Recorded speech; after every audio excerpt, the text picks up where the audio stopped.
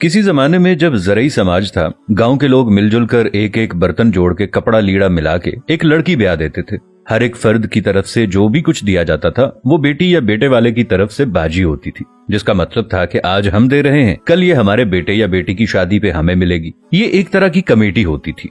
इसके बावजूद कि शादी बाकायदा मनसूबा बंदी के साथ की जाती है, शादी का खाना देना या मेहमानों को दावत खिलाना भी एक समझ में आने वाली बात है। दूसरी तरफ मर्ग है जो कभी पूछ के नहीं आती। आने वाले मेहमानों की तादाद भी मुतय्यन नहीं होती, दिन भी मखसूस नहीं होते। बाज़ औक़ात तो 40-40 दिन तक सोग चलता है और खाने में हम बकरों और मुर्गों का मुतालबा करते हैं। लेकिन सवाल है कि क्या हम पैदा ही खाने के लिए हुए हैं? क्या हम मर्ग पे भी खाने के लिए जाते हैं? इसे तो एक तरफ रखिए, और कहते हैं ना कि दुख अपना अगर हमको बताना नहीं आता, तुमको भी तो अंदाजा लगाना नहीं आता।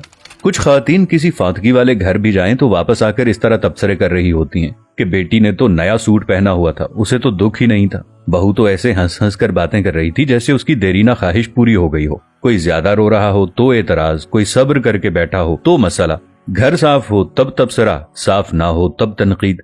भाई तुम्हें किसने हक दिया है दूसरों को जज करने का?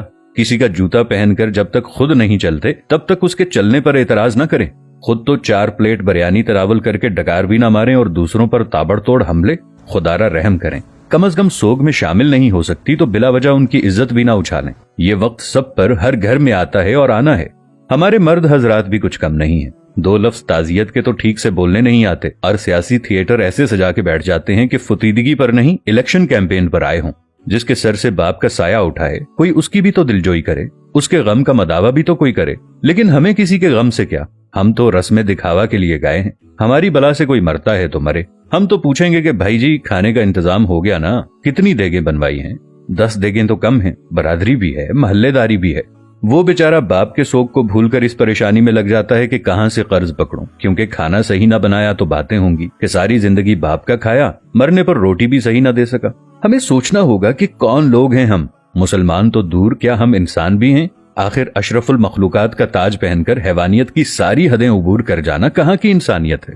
मैंने मैयत के घर में ऐसी आवाजें भी सुनी हैं। जो देग पर बांटने में लगा हुआ होता है उसे कहा जाता है कि जरा प्लेट में 4 बोटियां ज्यादा डाल देना, वो दामाद भी आया है, उसे भी खाना देना है। वो बेटी जो माँ या बाप की मैयत पर रो रो कर हलकान हो रही थी, जैसे ही जनाजा उठता है तो वो सारा गम पसे पुश्त डालकर खाना तकसीम करने में लग जाती है कि ससुराल वाले भी आए हैं, उन्हें खाना ना मिला तो सारी जिंदगी बातें सुनने को मिलेंगी कि तेरे बाप की मैयत पर तो हमें खाना भी नहीं पूछा किसी ने।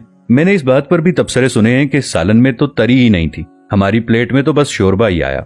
हम बहैसियत मुआशरा जालिम बन गए हैं। खुशियां तो कुजा, हमने मर्गों को भी अपने शरीके पूरे करने के लिए